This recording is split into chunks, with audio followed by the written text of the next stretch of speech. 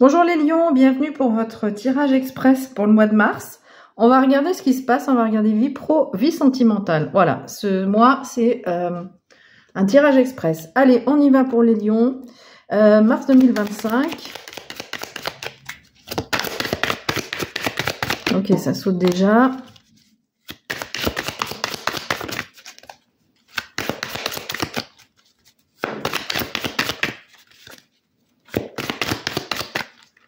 Hop, on y va. Donc, les lions, vie professionnelle. Hop là.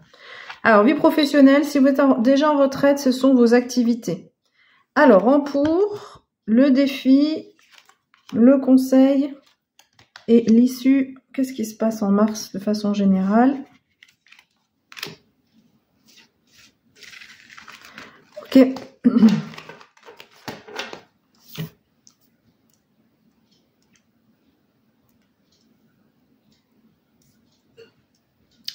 Alors, je m'assure que vous voyez bien les cartes. Ok. Alors, en pour, vous avez la papesse pour vous aider. Donc, cette papesse, c'est l'intuition, c'est la connaissance. Elle a la connaissance, elle sait les choses. Ça peut être une formation par rapport à de nouveaux apprentissages. Et c'est la connexion avec le monde spirituel, la papesse. Donc, dans votre vie professionnelle, on vous invite à, d'une part, vous appuyer sur votre intuition et d'autre part, surtout, sur vos connaissances. Donc, soit des connaissances que vous avez déjà, soit une formation à faire pour ouvrir de nouvelles connaissances. Ce qui peut être difficile, c'est un petit peu la créativité, la concrétisation de tout ça. Vous avez peut-être des idées, mais il n'y a rien qui se concrétise. Enfin, il n'y a rien. Ça se concrétise pas comme vous voulez. Si vous attendiez une promotion, c'est pas un mois de mars qu'elle arrive. Et voilà, un manque de... Là, on est dans la connexion avec l'univers, il n'y a pas de souci, mais du coup, ça manque de concret, en fait, dans votre vie professionnelle. Et du coup, ça vous convient. Enfin, on voit qu'il y a des moments où ça vous conviendra pas. Alors, le conseil qui est donné, c'est le 9 de bâton. Voilà, je monte la carte. Le 9 de bâton, c'est une carte qui va nous parler de peut-être d'avoir des choses à surmonter, avoir du self-control. Donc, c'est pas un mois qui est peut-être facile au mois de mars.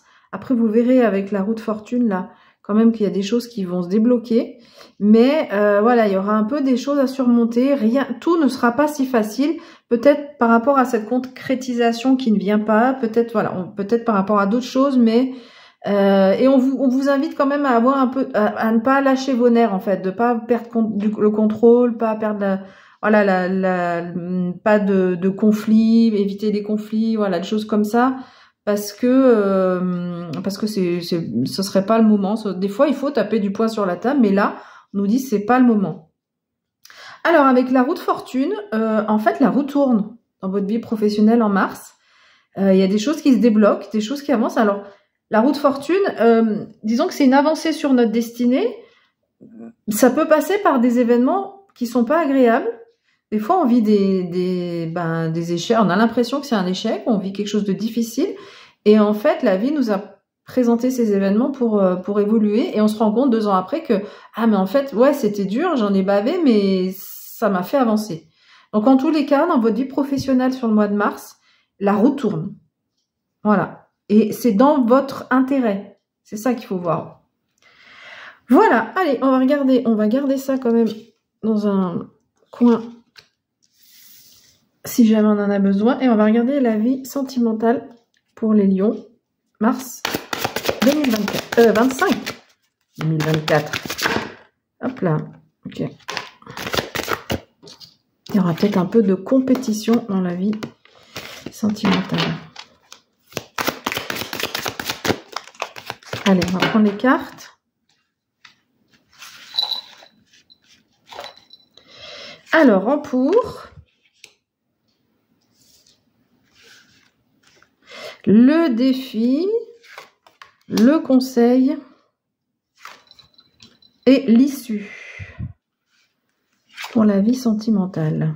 Ok. Oh bah, il y a des bâtons, hein.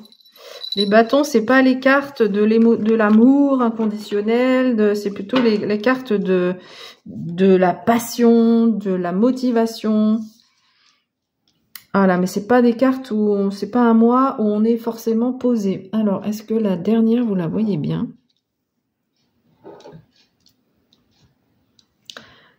Ok, normalement, ça devrait être bon. Ok, alors. Qu'est-ce qui vous aide? Le 8 de bâton, on nous parle de changement rapide avec la carte du 8 de bâton. Donc du changement, ben je sais pas, hein, je sais pas, ça peut être soit dans par rapport au couple dans lequel vous êtes, c'est-à-dire ça peut être une séparation, voilà. Soit c'est une évolution dans les relations qui peut arriver. Bon, avec le reste des cartes, c'est un mois quand même au niveau de la vie sentimentale qui est pas facile, ok? Mais voilà, rapidité, changement, et puis on est assez inspiré, vous êtes assez inspiré, vous savez ce qu'il vous faut en fait dans votre vie sentimentale, vous commencez à comprendre un petit peu ce qu'il vous faut et de ce dont vous avez besoin.